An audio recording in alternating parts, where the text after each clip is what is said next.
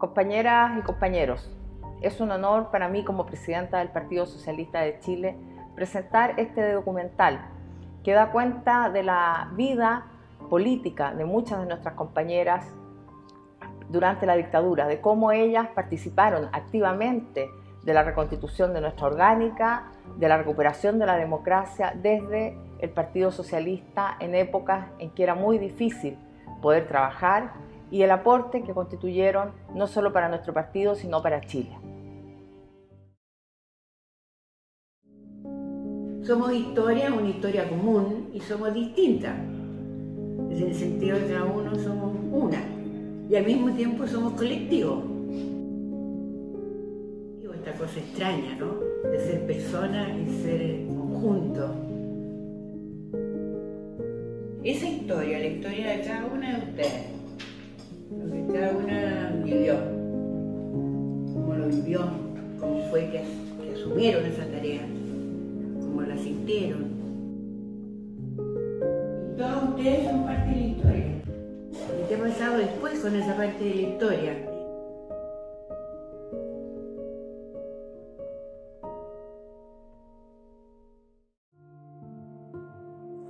Me dirijo sobre todo a la modesta mujer de nuestra tierra, a la campesina que creyó en nosotros, a la obrera que trabajó más, a la madre que supo nuestra preocupación por los niños. El pueblo debe defenderse, pero no sacrificarse. El pueblo no debe dejarse arrasar ni acribillar, pero tampoco puede humillarse. Trabajadores de mi patria, tengo fe en Chile y su destino. En este momento sale del ministerio un jeep a La Moneda a retirar 6 mujeres. Será cuestión de 3 minutos para que aguante el ataque. Cambio. Déjense de labores dilatorias y de mujeres y de jeep. Yo voy a atacar de inmediato. Cambio y terminado. ¿Cómo fue?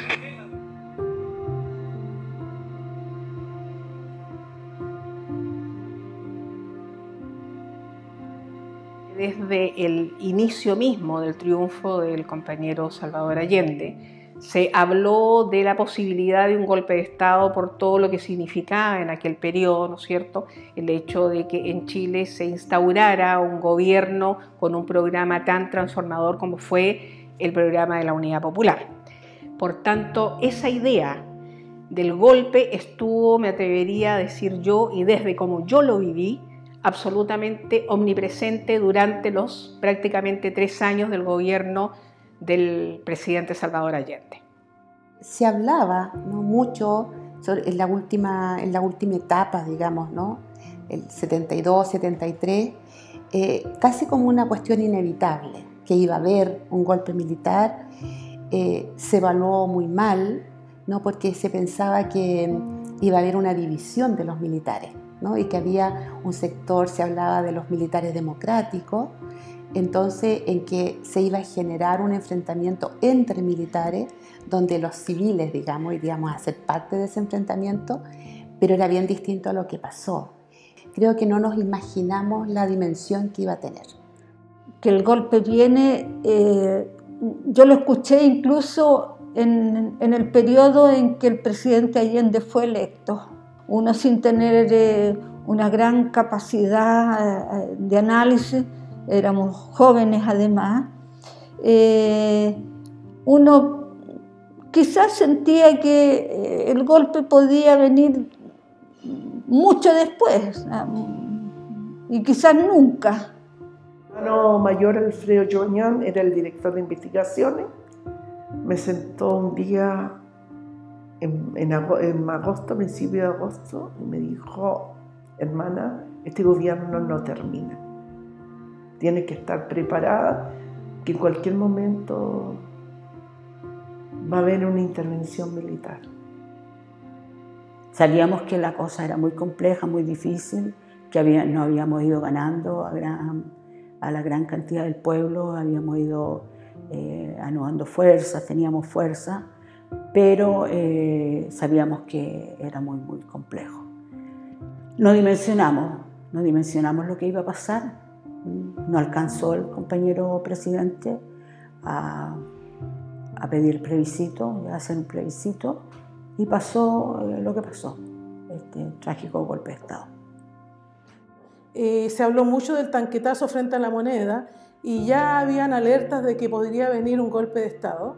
Y nosotros ya a partir de ese tiempo tuvimos, por ejemplo, sabíamos que había que escuchar la radio Corporación, que era la radio del Partido Socialista, donde iban a haber claves y todo eso. Lo que no supimos era cómo iba a ser y qué profundidad y qué duración iba a tener. Entonces todo en ese momento era de principio, de inicio, pero sin saber cuál iba a ser el fin, cuándo iba a terminar. Yo fui a un curso de militar. Entonces, como iban 40 personas, yo era la única mujer que iba ahí y yo pensé que el curso que se me estaba haciendo a mí había pasado por varias comunas, varios lugares. Entonces yo dije, ¿estamos preparados? Y no estábamos preparados para nada en absoluto. Y no sé si ustedes se acuerdan, pero teníamos instrucciones de lo que había que hacer si llegaba el golpe, ¿no? Yo me acuerdo que uno escuchaba en la radio Corporación y había una cosa que hablaban de los árboles, y los árboles, los pinos, no sé qué. Entonces, si ese mensaje cambiaba, había que irse para un lado, si no, había que irse para el otro. ¿Ya? Bueno, las claves, lo que nunca supusimos era que iban a bombardear la radio Corporación y nos quedamos sin los mensajes. Y yo era dirigente del regional de la Juventud Socialista en ese momento. Así que teníamos instrucciones, entre comillas, de lo que había que hacer en el caso de que hubiese un golpe militar. Así que mi hermano, que también era militante, yo tenía la impresión que tal vez no nos íbamos a volver a ver. Y nos despedimos así. Así que cada uno partió en su ruta y yo me vine a Santiago a deo en un camión porque no había locomoción. Y me junté con mis compañeros. Se suponía que desde ahí nosotras íbamos a organizar la resistencia, ¿no?, de la Juventud Socialista. Al poco rato que llegamos, al parecer hubo una denuncia de los vecinos porque nos rodearon los militares. Venían en camiones, en jeep, y nos sacaron detenidos. Yo el día 10 supe del golpe, por esas casualidades de la vida, porque el presidente me había pedido que iba a haber un acto de solidaridad en Valparaíso con las mujeres de los marinos. Y ahí me di cuenta que Valparaíso, tipo 11, 12 del día que llegamos a Valparaíso, que Valparaíso estaba tomando. Yo avisé al partido al tipo mediodía lo que había visto en Valparaíso. Pero como que así me miraron los compañeros que estaban encargados de las comunicaciones, como yo está soñando esta compañera, estoy inventando cuestiones. No me dieron casi importancia, ¿no? Y de hecho el día 11, como lo hice el 29 de junio, que llamé a defender el gobierno, yo también el día 11 era partidaria de defender el gobierno, de resistir. El primer día, apenas me enteré que había golpes, salí a mi casa, eso fue como 6:30, 7 de la mañana, y el punto de reunión fijado para ese evento era el Hospital José Joaquín Aguirre, para nuestra quinta comuna y también para los estudiantes de esa área. Y allí estuvimos 3 días. Llegó un allanamiento, justo los carabineros, los militares ocuparon el hospital y justo en ese momento nosotros habíamos citado una asamblea. Habíamos, no sé, unas 300 personas en un auditorio, pero ellos no fueron al auditorio. Allanaron el hospital y en el hospital no encontraron a nadie. Había un auxiliar que manejaba la imprenta en el tecnológico. Conversaba mucho conmigo, muy amigo. Y cuando llegamos a integrarlo, era el capitán de carabineros de inteligencia, compañero, que estaban con el listado allí. Cuando yo llegué ahí, él me miró, yo lo miré. ¿Y quién me iba a preguntar si él sabía perfectamente que era yo? Lo único que me dijo es que fuera a esa mesa y retirara un sobre donde indicábamos que estábamos exonerados. Y tuve suerte que no me mandara detenida, ¿me entiendes? En el partido la gente no dimensionaba tal cosa. Nuestro presidente regional, Mario Silva Iriarte, que fue ejecutado por la Caravana de la Muerte, quien estaba para el momento del golpe acá en Santiago. Sin embargo, él se va a Antofagasta y se presenta, porque había salido llamado en un bando, y se presenta sin pensar que lo iban a matar o los riesgos que significaba entregarse. Y así como él se entregó, se entregaron muchos compañeros a nivel nacional que terminaron siendo ejecutados políticos. Pero era porque no dimensionaban la característica del golpe, que fue tan represiva desde el primer momento. El mismo día 11, como dice la Cecilia, a uno le encontró la situación en un lugar y tenías que asumir nomás, como era, por ejemplo, proteger el material de la sede del partido, después el mismo 11, antes de que llegaran a allanar, esconder cosas, después empezar a esconder a los compañeros, ya no paraste. Empiezas ahí y después ya empieza la reunión clandestina, ¿me entiendes? Donde ya empiezas a reorganizar lo que queda. Me parece que por ahí, por octubre del año 73, yo fui contactada por el compañero Ariel Mancilla, que era estudiante de la Escuela de Construcción Civil de la Universidad Técnica del Estado. Él nos invitó a que empezáramos a hacer el trabajo de reconstrucción en ese tiempo de la juventud, pero al poco andar se eliminó la juventud, se suspendió la juventud y quedó el partido como un todo, como uno solo, para poder enfrentar de mejor manera lo que venía. Entonces, pensar que tú pasabas ya a la clandestinidad no era un tema, no era algo que tú simplemente estaba la necesidad de reconstruir no solo el partido, sino que una sociedad, un país que estaba en ese momento se veía destrozado. Y yo creo que al otro día, llegó un compañero que hoy día está asesinado brutalmente, fallecido, que era mi mejor amigo en ese tiempo, y me dijo, chica, siempre me han dicho chica, me dijo, hay que integrarse, me dijo, vamos a tener que hacer algunas cosas, me dijo, nos tomaron los viejos, ya los jóvenes ya terminó el núcleo juvenil, así que tenemos que, así que listo.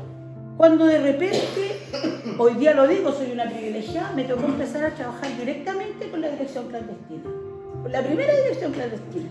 Así me tuve que encontrar con todos aquellos que yo los veía en los actos, que hablaban, porque yo era una cabra chica. Creo que acá no hubo, para ser muy honesta, no hubo una decisión racional, pensada, donde uno puede evaluar los pros, los contras, los riesgos, etcétera, etcétera. No, era parte de tu quehacer, era parte de tu vida, era parte de tu compromiso, era parte de la consecuencia con la cual tú decidiste hacer parte de tu vida, digamos, el ser militante. Y en este caso de un partido de izquierda que resultó en definitiva producto del golpe de Estado, ¿no es cierto?, ser perseguido y lógicamente pasar a ser un partido absolutamente proscrito. Posterior al golpe llega a mi casa mi amiga Sara Monte, que también era de la Comisión Agraria, a decirme que me integre al trabajo clandestino. Y mi hija estaba, al igual que el hijo de la Coca, con muy poco tiempo también de haber nacido. Y yo le digo que no tengo ningún problema en incorporarme, pero siempre y cuando se haga con responsabilidad, porque hoy día de mí depende mi hija. Me dice, sí, mira, no hay problema. Y bueno, y uno ahí le cree. Cuando viene el golpe, yo siento que hay que, bueno, seguir trabajando, pero desde mi casa. Cuando me doy cuenta de que no se puede hacer eso por seguridad de la familia, ahí entiendo lo que es la clandestinidad. La clandestinidad era, o a lo menos como la vi yo, fue vivir una vida normal, Yo me levantaba en la mañana, iba a comprar el pan, hacía almuerzo, estaba mi hija, compartía la casa con 2 compañeras más, ¿ya? Y era una vida normal. Lo clandestino era lo político que hacíamos. Y empezamos en este proceso de ir armando redes y reconstrucción. Entonces, en algún minuto participé en la primera escuela de cuadro y eso significaba que ya era militante del Partido Socialista. No es que haya habido una ceremonia, ninguna de esas cosas. No se podía, además, por razones de seguridad. Pero yo diría que no fue una decisión así como muy pensada. Tenía que ver más bien con lo que había que hacer. Buscar a los presos, a los compañeros presos, hacer acciones en contra de la dictadura, rearmar partido. Entonces, no es que yo lo haya pensado tanto. Desde que era una niña, cuando fue el golpe de Estado, hasta el 90. Empezando por la reconstrucción del partido, desde el Regional Norte. Ahí nos tocó reconstruir, buscar compañeros, buscar casas de seguridad, buscar casas para la logística, preparar cosas para las barricadas, para los cortes de luz. Y tuvimos que empezar a trabajar, me dijeron, hay que empezar a buscar casas a los compañeros porque no tenemos. Así que el primero con el que tuve que cambiarlo, después del toque de queda, que yo no sé si hoy día lo haría, con un amigo uruguayo que había llegado, que era un tupamaro, que había llegado a Chile, que se había casado con una familiar mío, me dicen, oye, hay que cambiar a este compañero, y el primero que tengo que cambiar es un ministro del gobierno del presidente Allende. Así que pescamos al ministro con su señora y yo lo llevé a la casa de una compañera al colegio que sabía que ahí eran de izquierda, eran muy pobres, pero era gente nuestra, que no se metía tanto, pero eran, y lo recibieron. Yo hice misiones importantes como era reconstruir partidos. Entonces viajar a regiones, tomar contacto con gente, dejar instalado partido en una región con los militantes que encontraras, ¿me entiendes? Para empezar a hablar de tener partido en todo el país. Y esas eran responsabilidades no menores. O sea, eso, yo trabajé en la parte orgánica, en la clandestinidad del partido. El año 74 toman detenido a mi compañero, que es detenido desaparecido de la lista de los 119. Entonces yo me aboco completamente a la búsqueda de él. ¿Ya? Y ahí eran en las agrupaciones de familiares de desaparecidos, ahí las mujeres teníamos el protagonismo. Fuimos las primeras en salir a la calle, fuimos las primeras que salimos a protestar, a exigir justicia. Y así también fueron a varias de las nuestras que mataron y también hicieron desaparecer. El miedo es permanente y se vive de distintas maneras y cada compañera lo vivirá también de distintas maneras, pero yo era una mujer soltera que no tenía compromiso, por lo tanto me dediqué absolutamente a este trabajo más específico. Pero sí, uno tiene miedo. Yo permanentemente, además nos enseñaban a que nos teníamos que cuidar y uno aprendió dónde estaba el enemigo, dónde podía estar tal vez, ¿no es cierto? Entonces el cuidado por años, el cuidado desde que uno salía de la casa hasta que volvía en la noche, era permanente. Y eso yo creo que está relacionado también un poco con el temor, pero no se podía demostrar. Pero yo digo que sí, uno tiene miedo,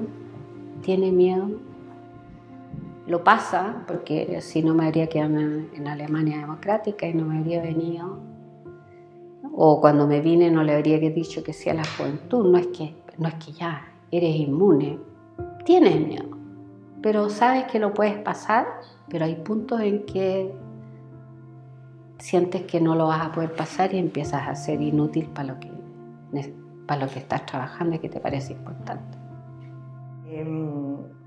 Ya trabajando así en la clandestinidad, nunca me sentí perseguida. Me sentía muy segura.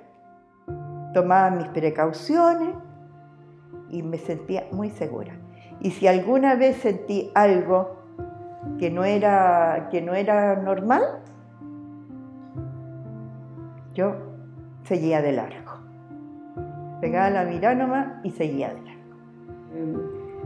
No puedo decir que tuve miedo. Yo no tuve miedo. Yo no tenía miedo. Yo seguía haciendo mis cosas como una labor más que tenía que cumplir en mi trabajo partidario después del golpe, y lo seguía haciendo. Hoy día lo dimensiono y efectivamente fueron cosas muy osadas. Cuando me dijeron que estaban allanando mi casa, que me fuera de donde estaba, me dijeron que fuera a la casa de mi hermana. Y cuando llegué a la casa de mi hermana dice: ¿por qué vienes para acá? Nos vienen a allanar. No hacía 5 minutos que yo había llegado y llegaron a allanar esa casa. Y como era Barrio Alto, no allanaban así con todo, sino que iba una patrulla primero preguntando. Entonces, ¿para qué te cuento? Mi hermana llorando, todo, que no te vayas porque te van a matar si te detienen, etcétera, etcétera. Y yo le dije: no, yo me voy. Yo salí, dije: me voy. Y no sabía dónde iba, no sabía.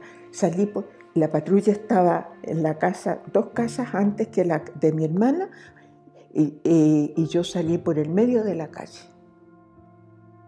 tranquilamente, ¿no? Como gran señora caminando por el medio de la calle. Te prometo que todo estoy llorando así que yo no me fuera, y yo viré. Y mi hermana había llamado un taxi, el taxi me estaba esperando en Las Condes, y entré. Y así me salvé. Empezamos a organizar los comités de gente sin casa. Entonces fueron al total, cuando nosotros propusimos las tomas de terreno del Fresno y del Silva Enríquez, eran más de 10.000 personas las que tuvimos ahí. Y eso lo logramos con mucho trabajo, con mucho sacrificio y con muchas horas sin dormir. En el equipo que a mí me tocó, la dirección central, eran puros hombres, pero era la dirección institucional. Pero tengo que reconocer que Ezequiel a mí nunca me dejó de no permitir mi opinión, ni a mí, ni a Michelle Peña, que eran como los más vinculados a ese equipo. Mucho respeto de los compañeros hacia las mujeres que estábamos ahí colaborando con ellos. He militado, he trabajado codo a codo con los compañeros y nunca he sentido ningún tipo de diferencia de ningún orden. Sé que existen, indudablemente, pero yo no lo he vivido y no lo he sentido. Eso, no obstante, que hay un grado de jerarquización respecto indudablemente de las responsabilidades que en un minuto cada cual tiene, que indudablemente uno tenía. Algunos dirigentes, fueran hombres o mujeres, que lógicamente tenían un mayor grado de responsabilidad. Yo diría que a la primera parte de las 2 direcciones no se vio como esta ni competencia ni nada. Era: te necesitamos y ya. Y si cumples y estás con la disposición a aportar, bienvenida sea. La dictadura, la DINA, la CNI, yo creo que veían a las mujeres como un instrumento para conseguir lo que ellos querían. Porque en la medida en que detenían a la compañera de un compañero, esta era torturada frente al otro para que el otro dijera todo lo que ellos querían que dijera.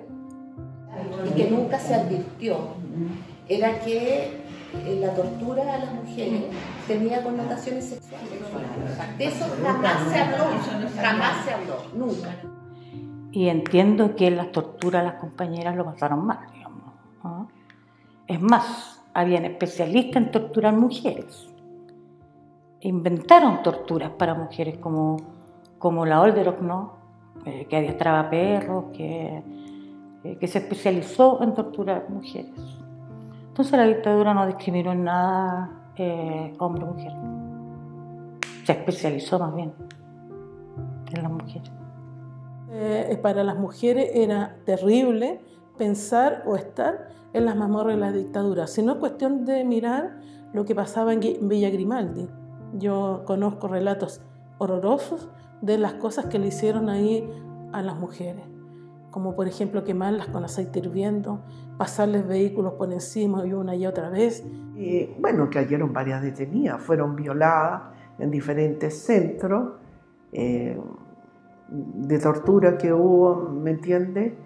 Y es decir, si tú piensas cómo seres humanos pueden hacer eso por una diferencia política, no entiendo. La formación militar, el enemigo es el enemigo, sea hombre o mujer. Y en ese momento cualquier atisbo de izquierda eran enemigos. Yo creo que también debemos haber sido enemigos, ¿no? Ahí no creo que hayan hecho mucha diferencia entre hombre y mujer, ¿no? Más allá de lo que tú pudieras estar haciendo, ejecutando, pero yo creo que ahí no había mucha diferencia desde el órgano represor fuera hombre o mujer, como para torturar y hacer todo lo que hicieron.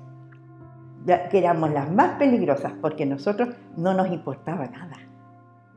Ya ves tú que cuando, como familiares de detenidos desaparecidos, nos fuimos a encadenar al excongreso, ¿ya? Salíamos a las calles a las pegatinas. Nosotras mismas nos hacíamos nuestros letreritos y íbamos. ¿Ya? Entonces, y nos enfrentábamos a los milicos. Como dijo una compañera, nunca nos vieron de rodillas, siempre de pie. Nunca nos vieron una lágrima, siempre seca.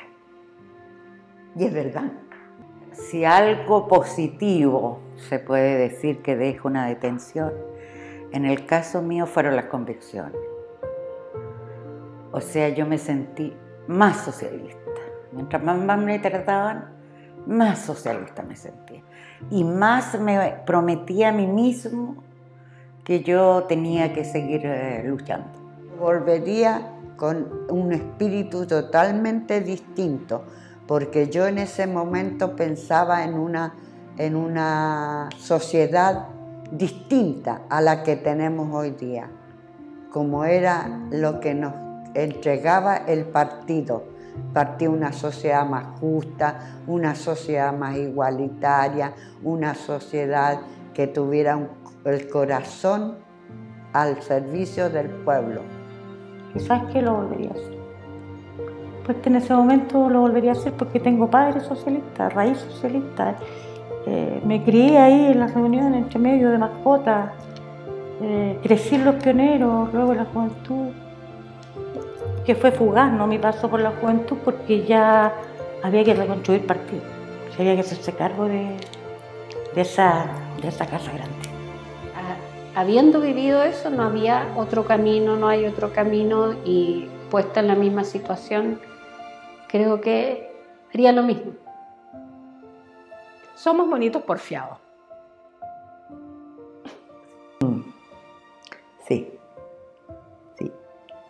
Yo trabajé para el partido en la clandestinidad.